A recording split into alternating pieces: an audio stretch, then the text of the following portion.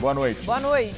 Os recibos de aluguel apresentados por Lula estão sob suspeita. Procuradores da Lava Jato apontam falsificação e querem perícia nos originais. O Senado diz ao Supremo que a Justiça não pode afastar parlamentares. Na quarta-feira, um julgamento geral deve decidir a situação de Aécio. Surgem novos detalhes sobre o esquema de corrupção na PM de São Paulo. 200 milhões de reais teriam sido desviados e um coronel negocia delação. Cesare Battisti pede ao Supremo garantias para não ser expulso do Brasil. O ex-guerrilheiro italiano está preso e já foi condenado em seu país. O Comitê Olímpico Internacional suspende o Brasil e Carlos Arthur Nussmann. O presidente do COB é acusado de suborno nas Olimpíadas do Rio. A inflação até setembro é a menor dos últimos 19 anos. O índice acumulado em 12 meses é mais baixo que o piso da meta oficial. O Jornal da Gazeta está no ar.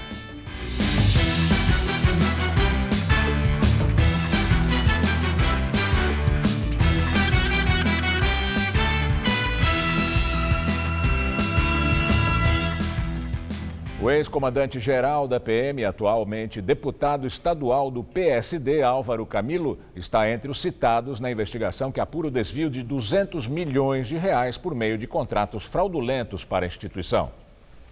A informação de que o Grupo de Planejamento Setorial, um órgão da Secretaria da Segurança Pública, seria o responsável pelos pagamentos dos contratos de obras em quartéis em todo o estado, foi feita pelo capitão Anderson Barbosa Casado. Ele, que é da Corregedoria e colabora com as investigações, prestou depoimento à Justiça Militar no dia 19 de maio. Mas os vídeos só foram divulgados agora. A ordem bancária, pelo que nós apuramos, ela não é ato da unidade gestora executora de nenhuma unidade da PM. Ela é feita por um órgão chamado GPS da Secretaria de Segurança Pública. E alguém, que eu não sei quem, tem usuário e senha para poder efetuar a ordem bancária. Não sei qual é a praxe de lá, não chegamos nessa fase da investigação ainda. E essa ordem bancária, ela acontecia minutos depois. E por força de decreto, ela deveria ocorrer 30 dias após a programação do desembolso, no mínimo. Casado falou ainda sobre a atuação do tenente-coronel José Afonso Adriano Filho em supostos desvios na corporação. O tenente-coronel é o único oficial detido na Operação Imperador, que vem sendo chamada de Lava Jato da PM. Ele está no presídio Romão Gomes, na zona norte da capital. Segundo a Corregedoria, Adriano seria um dos sócios da empresa Construworld, que venceu mais de 207 concorrências para prestar serviços para a PM. No início das investigações, Adriano negou em depoimento qualquer desvio de dinheiro. Nada foi desviado em proveito do senhor ou dos seus familiares? Não.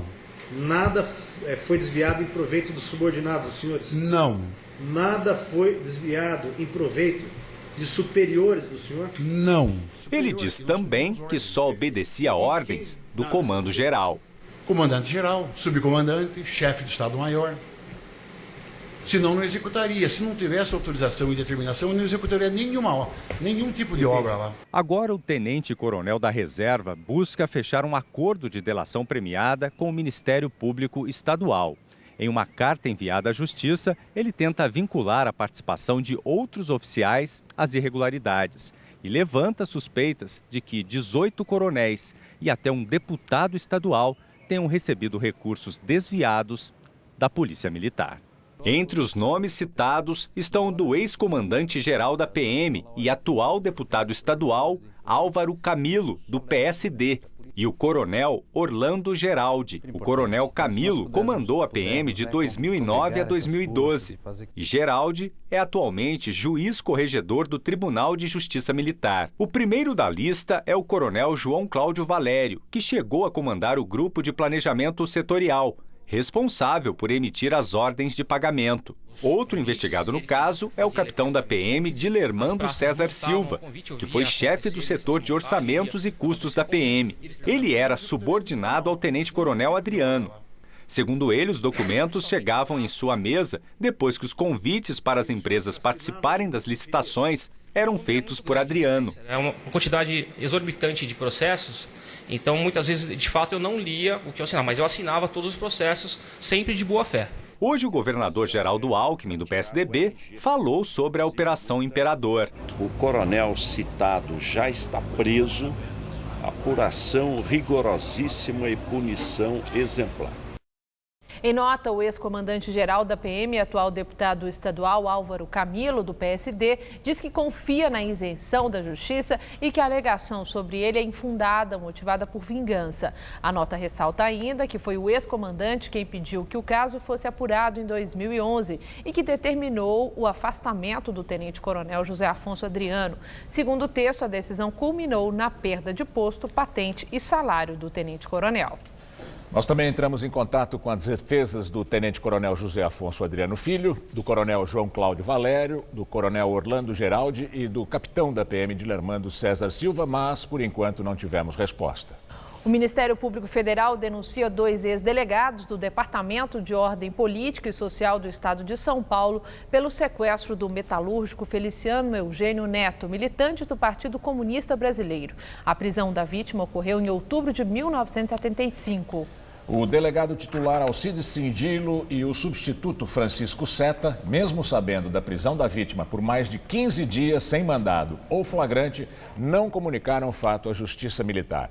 Feliciano Eugênio Neto é considerado pela Comissão Nacional da Verdade um dos 434 mortos ou desaparecidos na repressão promovida pelo Estado brasileiro durante a ditadura.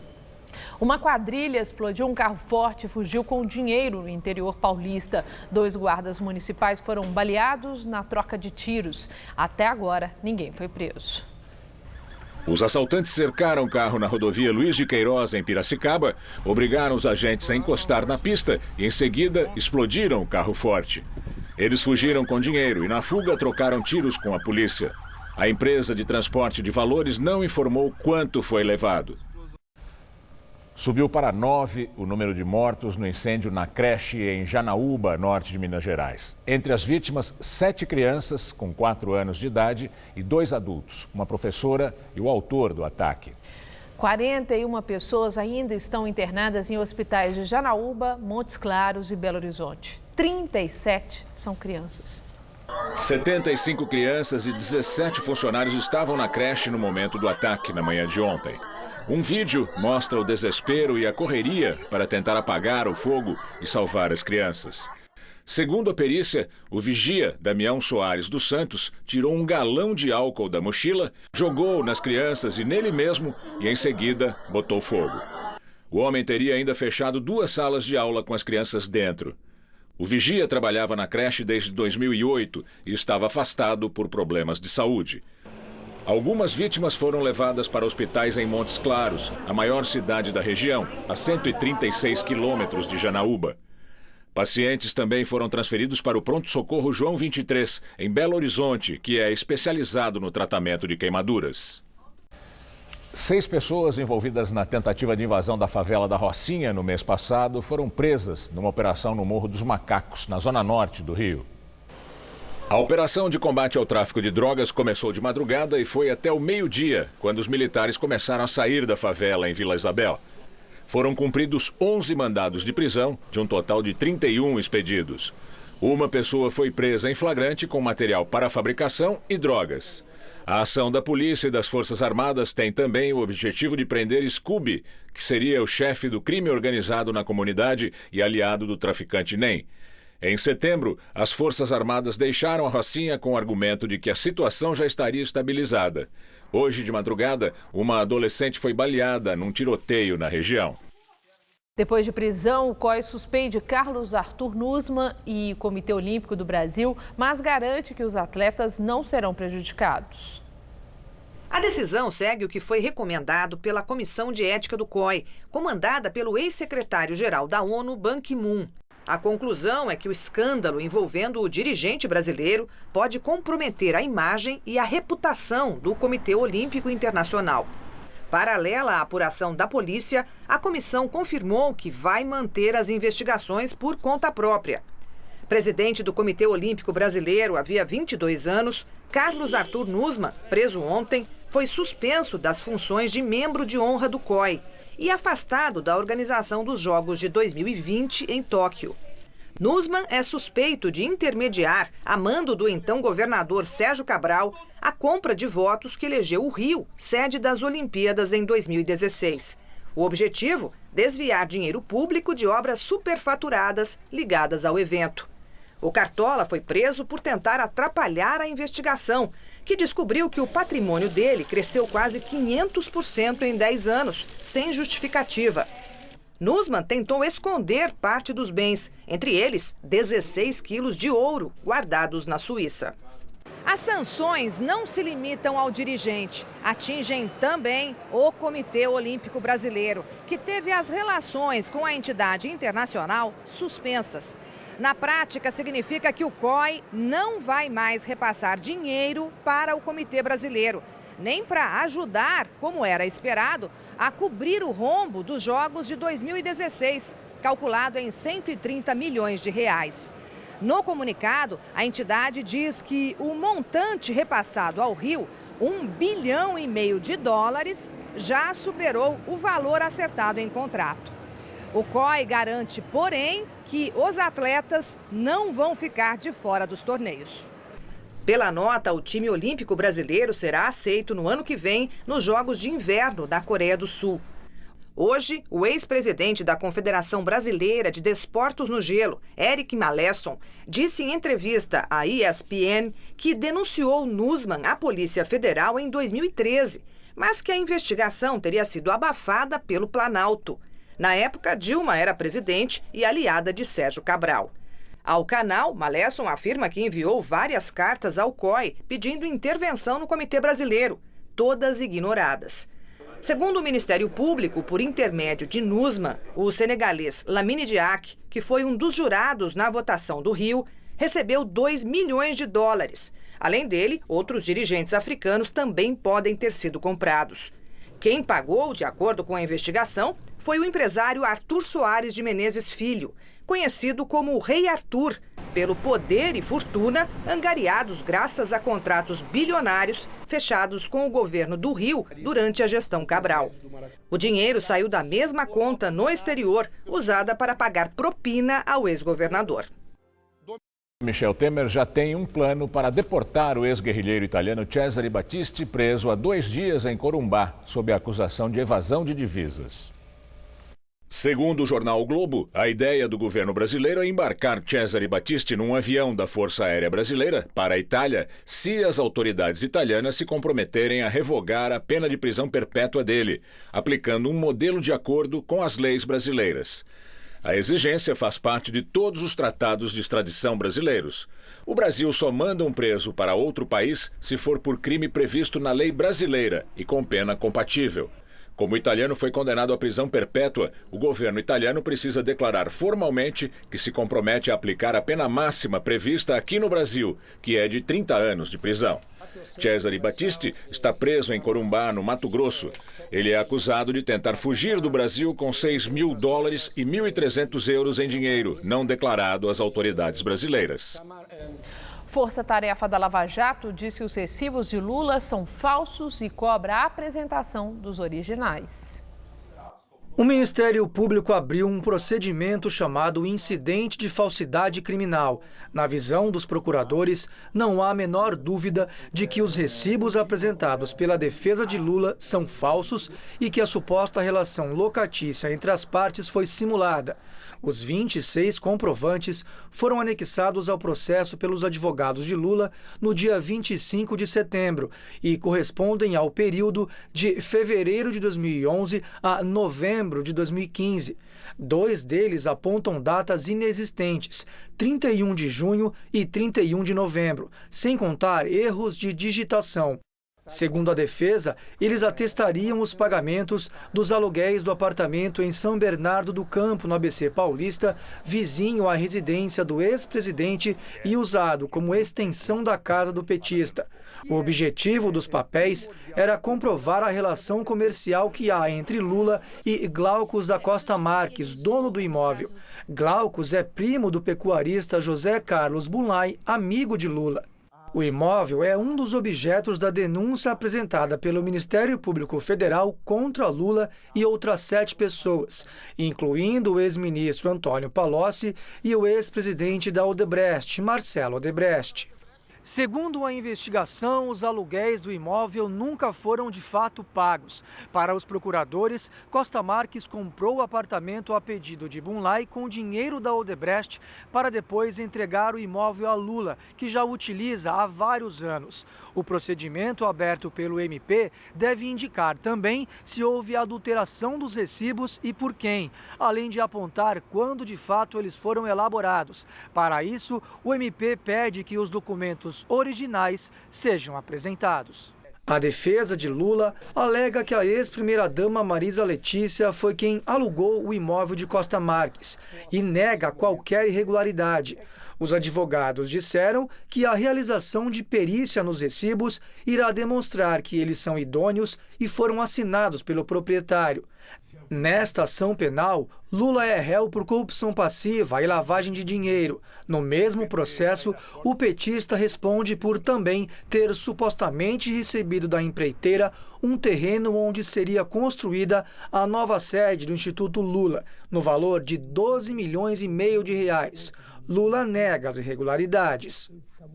O Ministério Público Federal pediu que a pena de Lula no caso do apartamento no Guarujá seja aumentada. Nessa ação, o ex-presidente foi condenado pelo juiz Sérgio Moro a 9 anos e meio de prisão.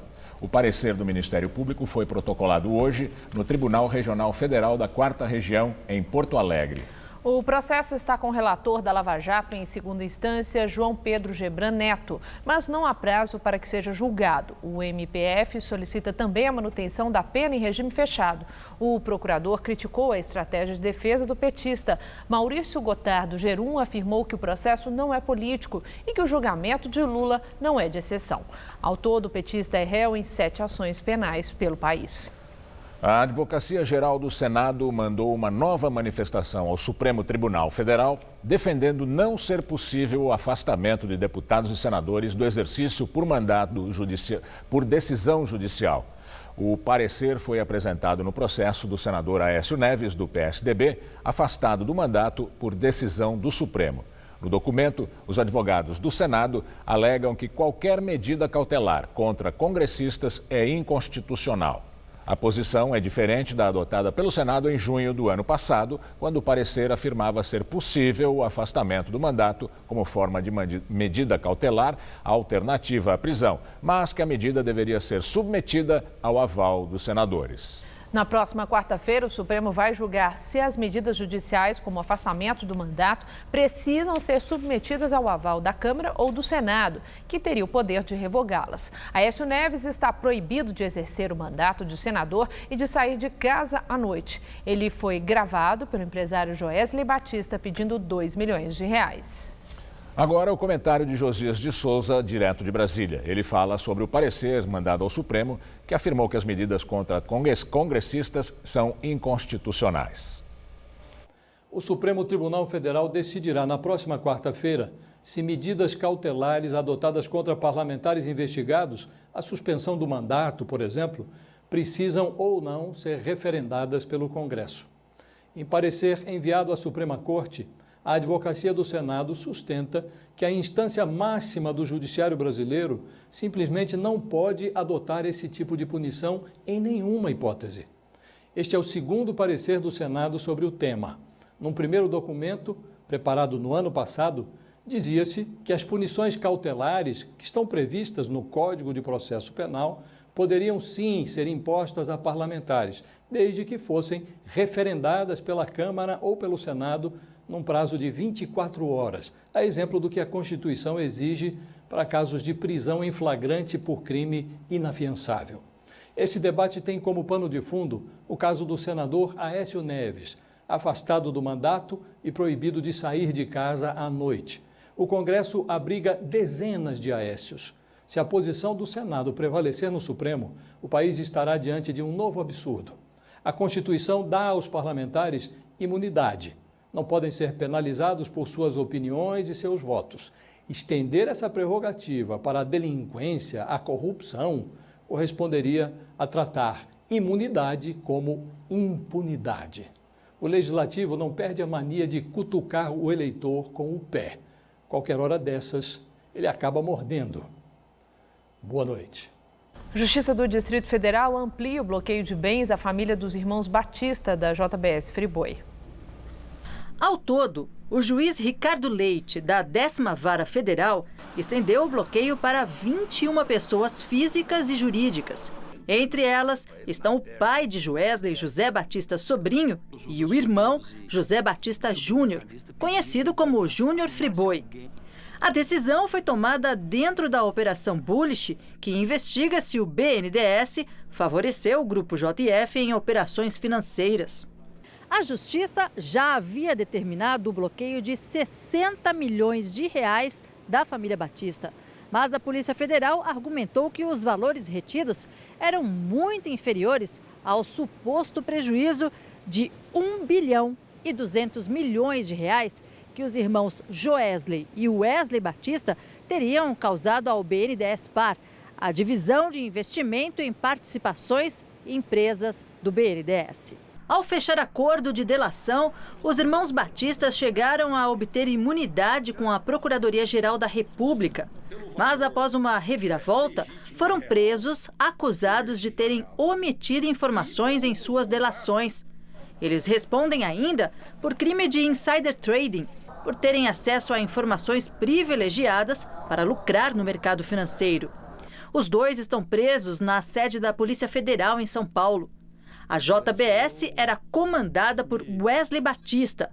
Após sua prisão em 13 de setembro, voltou às mãos do pai e fundador, José Batista Sobrinho, cujas iniciais dão nome ao frigorífico. De acordo com o portal G1 de Notícias, a Polícia Federal vai abrir um novo inquérito para investigar a destinação dada pelo Grupo JF ao dinheiro repassado pelo BNDES Par.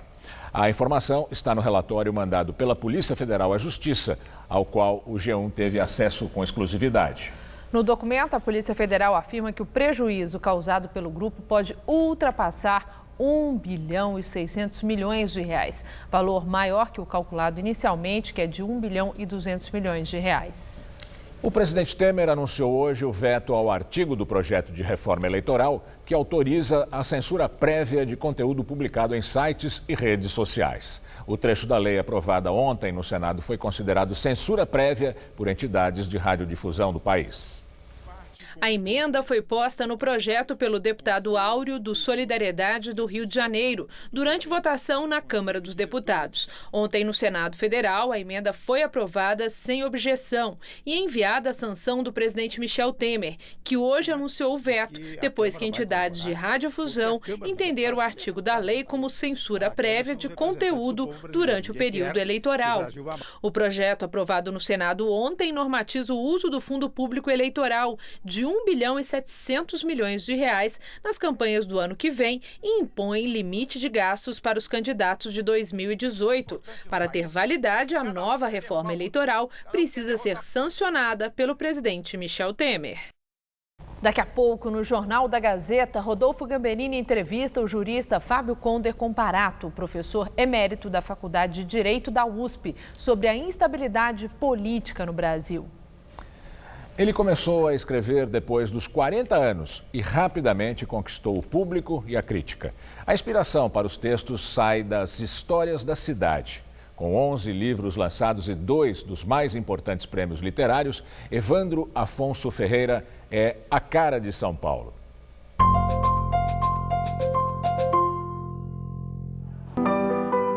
No Shopping Elegante, ele escreve sobre a pobreza e sobre as tragédias humanas. O contraste alimenta a arte de Evandro Afonso Ferreira. Um belo dia, num trajeto de 9 quadras, eu vi 95 mendigos. Contei e pensei, um dia eu vou escrever um livro sobre mendigo. Aí eu entro neste shopping para tomar um café e sento e pensei, eu vou escrever um livro nesse shopping sofisticado, classe média alta, e falar de mendigos. Aos 72 anos tem uma coleção de respeito, 11 livros e 2 dos mais importantes prêmios literários do país. Minha Mãe se Matou Sem Dizer Adeus ganhou o prêmio da Associação Paulista dos Críticos de Arte em 2010 e O Mendigo que Sabia de Cor os Adágios de Erasmo de Roterdã, o Jabuti de Melhor Romance em 2013. Mas a mais recente obra, lançada há alguns meses, Nunca Houve Tanto Fim Como Agora, para Evandro, é a melhor. Fui lá no cemitério central e roubei esta foto que estava num túmulo luxuoso. Acordei com vontade de ter um pai morto de verdade. Este meu livro, que eu publiquei este ano, fala de 5 meninos abandonados e eu escrevi dentro do Starbucks durante um ano. Mineiro de Araxá, ele adotou São Paulo há mais de 50 anos. A carreira de escritor começou tarde, aos 45. Já foi bancário, dono de 2 sebos, que ele diz que faliram quase por querer. Só tinha alta literatura, altíssima literatura. Era um dono de sebo exigente demais. Era excesso de qualidade, não tinha best-seller, não tinha nada. A inspiração para a literatura do Evandro está nas ruas, nesse movimento aqui de São Paulo. Por isso, para ele é tão difícil escrever em um ambiente fechado. Todos os dias, como um compromisso de trabalho, ele sai de casa, vem para um café qualquer e exercita a escrita. Eu escrevo na rua, ou em confeitaria, ou em padaria, ou num café gostoso como esse. Eu costumo falar para as pessoas que têm vontade de escrever, de publicar um livro, de se tornar escritor, que ela deve escrever todo dia, pelo menos 1 hora, 2. Escreve, rasga, risca, refaz, porque 1 hora as palavras de pena de você, de dó de você, elas se juntarão num mutirão e formarão uma frase para você.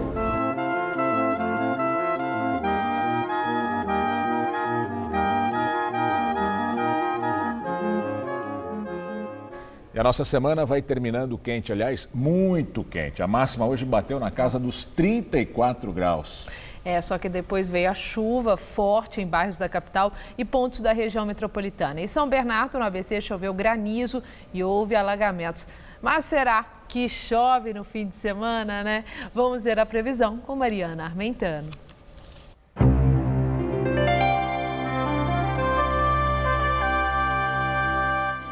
O final de semana promete tempo instável aqui em São Paulo, no Mato Grosso do Sul e principalmente nos estados da região sul.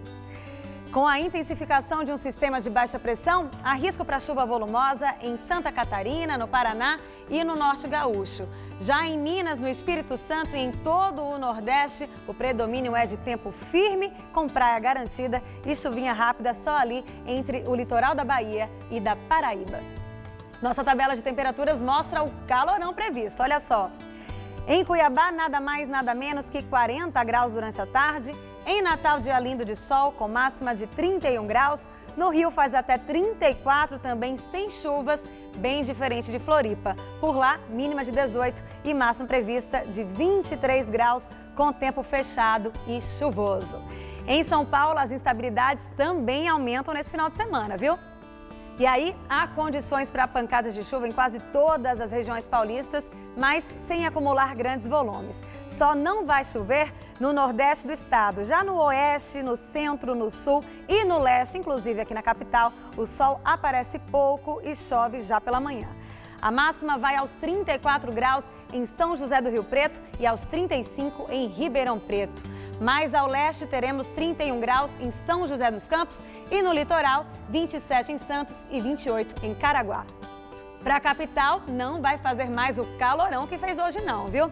Nessa madrugada, a mínima vai ser de 17 e a máxima amanhã à tarde em torno dos 26 graus.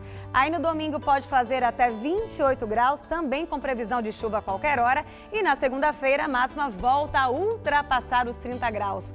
Pode fazer até 31 por aqui, ainda com chances de chuva. Os moradores de rua que ficavam embaixo do viaduto Doutor Plínio de Queiroz, na Praça 14 Bis, região central de São Paulo, foram levados pela Prefeitura para abrigos municipais. A ação faz parte do projeto Cidade Linda. Desde as 9 da manhã, caminhões de mudança foram usados para retirar os pertences do grupo de moradores. Parte das pessoas já foi encaminhada para um centro de acolhida na própria avenida. Outra parte vai ser levada para um centro provisório perto. Já havia uma promessa da prefeitura de acolher todas essas pessoas da comunidade 14 bis e isso está sendo feito hoje. Estamos acolhendo todas as pessoas, todas as famílias. As equipes da assistência acompanham essas famílias desde janeiro. Todos serão acolhidos, nenhum deles irá para a rua. Desde o começo do ano, o Jornal da Gazeta acompanha a situação das cerca de 60 pessoas que moravam embaixo do viaduto. No fim do mês passado, alguns moradores foram retirados das calçadas e também levados para abrigos. Estamos saindo daqui para um lugar decente. Mas quem garante também que ele não vai lá mexer com nós lá nesse lugar decente? O governo central espanhol pediu desculpas pela violência contra manifestantes pró-independência da Catalunha. Esse foi o primeiro pedido de desculpas de uma autoridade do governo de Madrid pelos confrontos e pode ser visto como um gesto conciliador com os líderes catalães que planejam uma declaração unilateral de independência.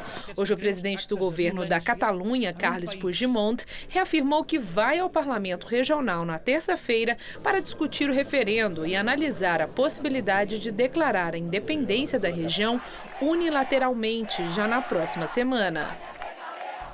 A campanha internacional para abolir armas nucleares vence o Nobel da Paz de 2017.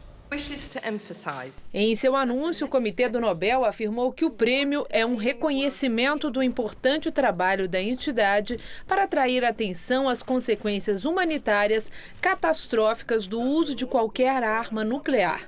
A organização, criada em 2007, é formada por 468 organizações de 101 países e promove a implementação do Tratado Internacional que proíbe armas atômicas. A escolha da entidade coincide com o aumento da preocupação com o programa nuclear da Coreia do Norte. Vamos agora ao comentário de política internacional com João Batista Natali. O Prêmio Nobel da Paz foi desta vez muitíssimo merecido. A campanha internacional pela abolição de armas nucleares não é uma entidade unificada. Ela abriga organizações não governamentais de uma centena de países que trabalham pela supressão dos arsenais nucleares. É uma espécie de guarda-chuva de grupos ativistas, como aquele que foi criado para a supressão das minas terrestres e que tem sido um sucesso internacional. A ICANN, sigla em inglês dessa associação com sede em Genebra, na Suíça, está por detrás de um movimento que cresce dentro das Nações Unidas. Em julho último, um tratado para a destruição das armas nucleares foi apoiado por 122 países e já foi assinado por 53. A ONU tem 193 países membros, ainda falta adesão de um montão deles. E, por enquanto, nenhum dos 8 países que tem oficialmente armas atômicas aderiu ao tratado. Aliás, já existe dentro da ONU um tratado de não proliferação nuclear, mas ele não diz nada sobre os arsenais já existentes. Procura apenas impedir que novos países entrem no clube. Os 8 países que oficialmente têm a bomba são Rússia, Estados Unidos, França, Reino Unido, China, Paquistão, Índia e Coreia do Norte. Israel também tem 80 ogivas, mas nunca admitiu isso publicamente. São, então, no total, 14.900 bombas atômicas. Os russos têm 7.000, os americanos têm 6.800. A ICANN está preocupada porque as duas principais potências, justamente a Rússia e os Estados Unidos, já desenvolvem planos para modernizar suas ogivas. Claro que estamos vivendo um período de tensões por causa da Coreia do Norte, mas nenhum especialista acredita que ela cumprirá a ameaça de explodir uma bomba atômica nos Estados Unidos ou em territórios de aliados americanos. E tem também o troglodita do Donald Trump, que já ameaçou destruir totalmente os norte-coreanos. E não falar nisso, a diretora executiva do ICANN, Beatrice Finn, algumas semanas qualificou o Donald Trump de idiota. É assim que o mundo gira. Boa noite. Segundo a polícia, um grupo de 20 pessoas botou fogo em pelo menos 4 carros no Jardim Iguatemi, na zona leste de São Paulo. Esse ato seria em represália à desarticulação de uma fábrica de drogas na região. Imagens feitas por comerciantes mostram os carros pegando fogo. Por causa da ação, hoje à tarde, parte das avenidas Jacu Pêssego e Bento Guelfi foram bloqueadas. Moradores relataram que um caminhão que levava bebidas foi saqueado. A Polícia Militar informa que 6 pessoas foram detidas. Ninguém ficou ferido. E agora as notícias do esporte com Estela Gontijo e Celso Cardoso. Depois do esporte, uma entrevista ao vivo com o jurista Fábio Conder Comparato sobre a crise política. Após a penúltima rodada das eliminatórias sul-americanas para a Copa do Mundo, apenas o Brasil continua classificado. Outras 6 seleções brigam pela classificação, né, Celso? Pois é, Estela, a Colômbia poderia ter se garantido ontem, quando venceu o Paraguai até os minutos finais, mas acabou surpreendida com a virada paraguaia, com gols aos 43 e 45 do segundo tempo. O Chile, adversário do Brasil, terça-feira, venceu o Equador por 2-1 e segue na briga. Assim como o Uruguai, que empatou em 0-0 com a Venezuela, e o Peru, que empatou com a Argentina pelo mesmo placar em La Bombonera, Buenos Aires. Péssimo resultado para os argentinos, que saíram da zona de classificação e hoje estariam fora da Copa da Rússia.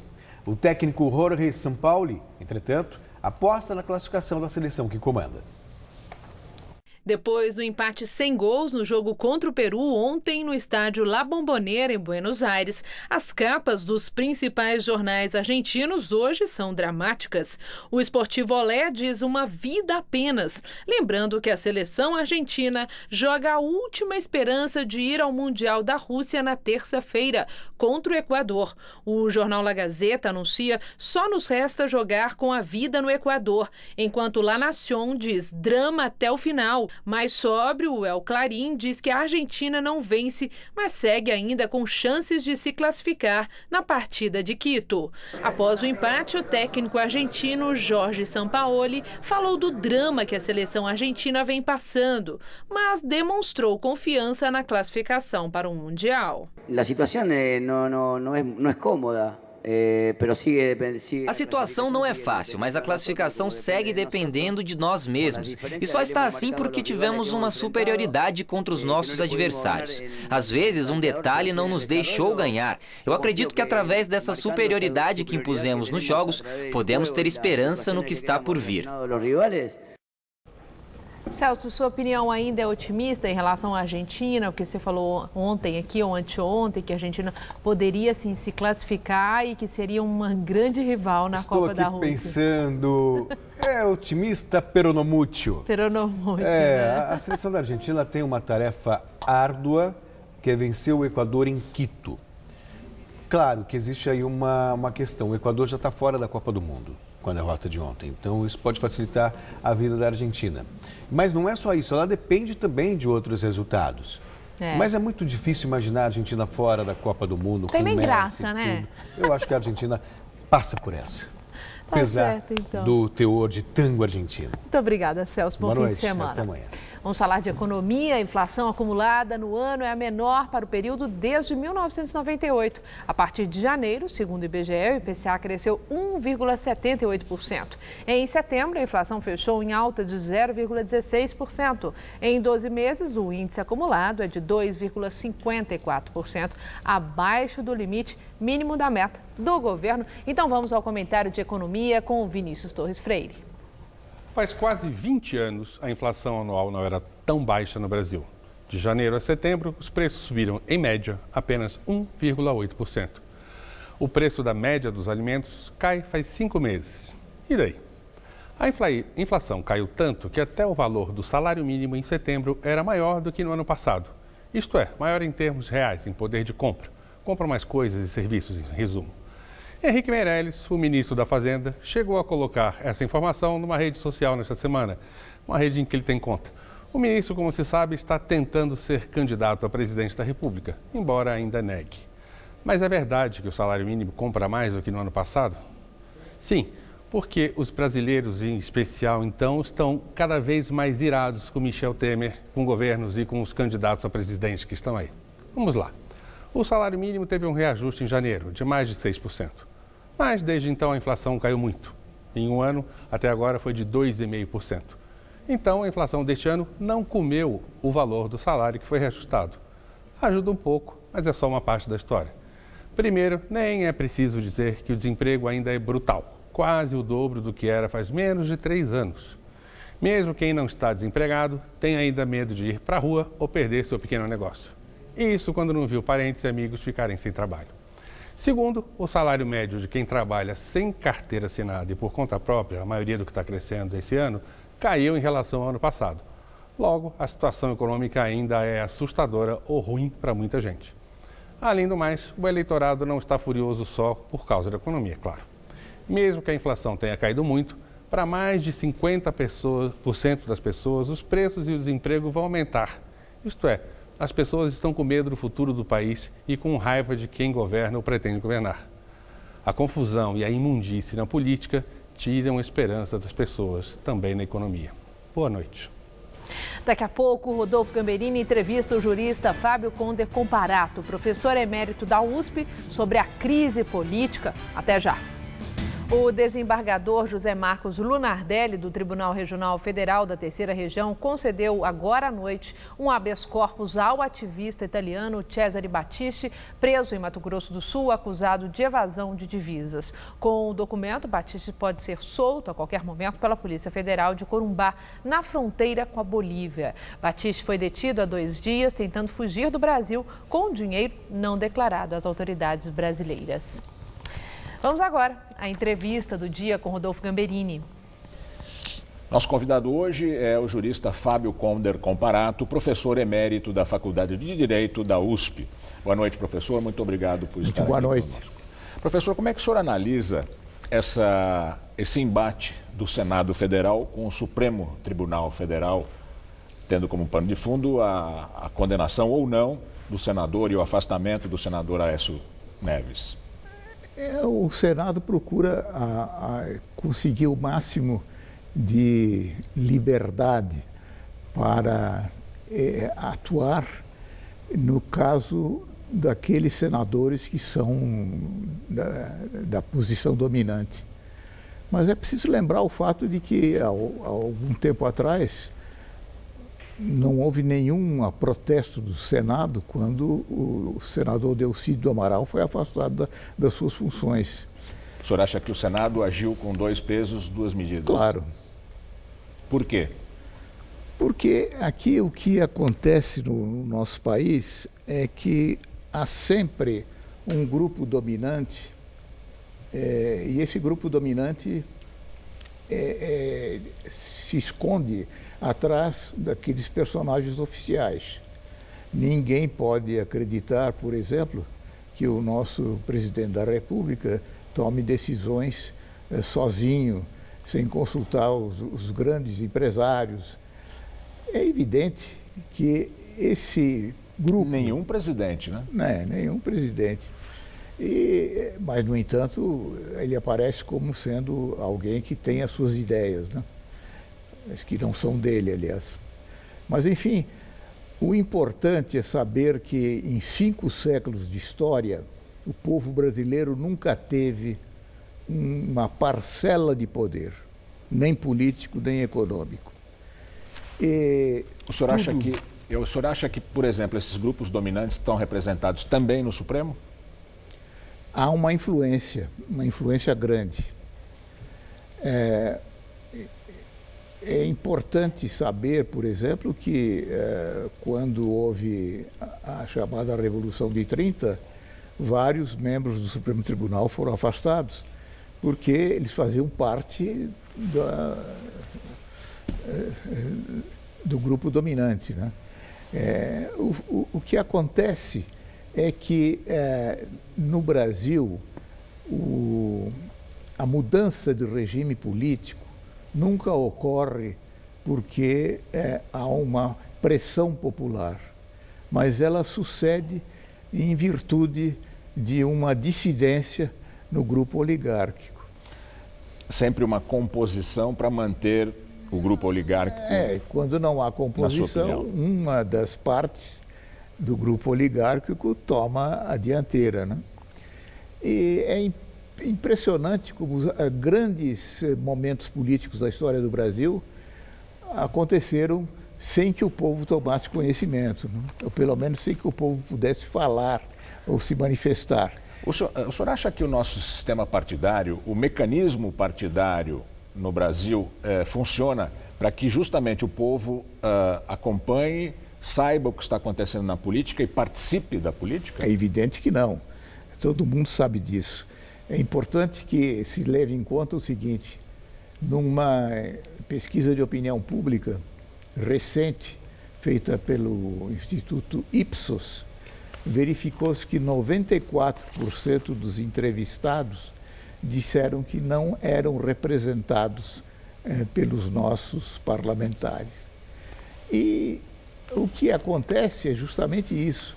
Há uma influência, há uma tradição que vem desde a escravidão, ou seja, o povo pobre, ele acha que ele não tem condições de tomar decisões, mas ele quer ser protegido pelo patrão. Professor, o senhor está lançando nos próximos dias um livro sobre a oligarquia brasileira. Qual é, por favor, em poucas palavras, o que o senhor demonstra nesse livro? Que durante 5 séculos da nossa história, sempre o poder supremo esteve com uma oligarquia composta de 2 grupos. Um grupo composto de potentados econômicos privados e o outro grupo composto pelos grandes agentes estatais. Isso vem desde o início da colonização. Por exemplo, fora os cargos de vice-rei ou de governador, todos os outros cargos públicos eram comprados em Portugal. E aqueles que assumiam o cargo público, eles tinham que ganhar dinheiro para poder compensar o fato deles terem comprado o cargo. Então, de fato, durante o início da colonização, os grandes agentes estatais tiveram uma dominação, mas sempre unidos aos potentados econômicos privados. Professor, infelizmente nosso tempo se esgotou. Eu gostaria muito de continuar ouvindo, certamente o telespectador também, ouvindo a sua explicação. Mas infelizmente nosso tempo se esgotou. Eu agradeço muito a sua participação aqui no Jornal da Gazeta. Eu que agradeço. Obrigado. Estela. E agora vamos ao comentário de cultura com César Job. A 20ª edição do Festival de Arte Contemporânea Sesc Vídeo Brasil se instalou no Sesc Pompeia essa semana e segue até janeiro, apresentando vídeos, instalações, pinturas e esculturas. A curadoria é sempre de Solange Farcas. O tema Panoramas do Sul inspira esta edição, que tem mais de 50 artistas de 25 países, nem todos pertencentes ao Sul geográfico. O conjunto de obras mostra artistas muito mais preocupados em recuperar raízes ou salvar o planeta do que com as discussões políticas ou comportamentais que ocupam as redes sociais.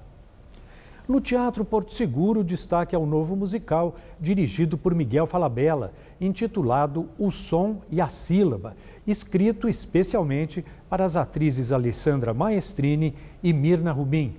Maestrini é Sarah Layton, uma jovem com diagnóstico de autismo altamente funcional, com incrível habilidade para a música. O enredo trata de sua relação com a professora de canto. A USESP apresenta esta semana jovens talentos nacionais. Nos concertos de hoje e amanhã, regidos pelo português Pedro Neves, o jovem violinista paulistano Luiz Felipe apresenta a estreia mundial de uma obra de Celso Loureiro Chaves, encomendada pela orquestra.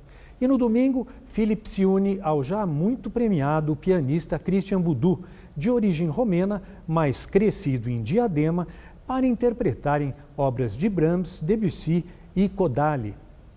Na segunda, o Instituto de Arte Contemporânea comemora seus 20 anos, abrindo uma exposição que traça um panorama do acervo dos artistas representados em sua coleção.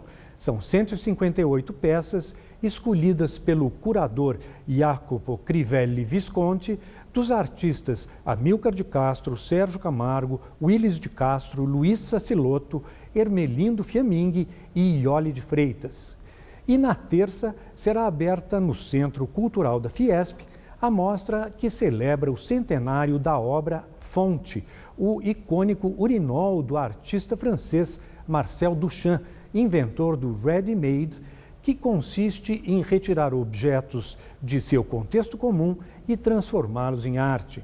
A exposição reúne cerca de 150 obras de artistas como Tunga, Lígia Clark e Hélio Oiticica, influenciadas pelas teorias de Duchamp. Boa noite. Boa noite para você, ótimo fim de semana. Boa noite e até segunda.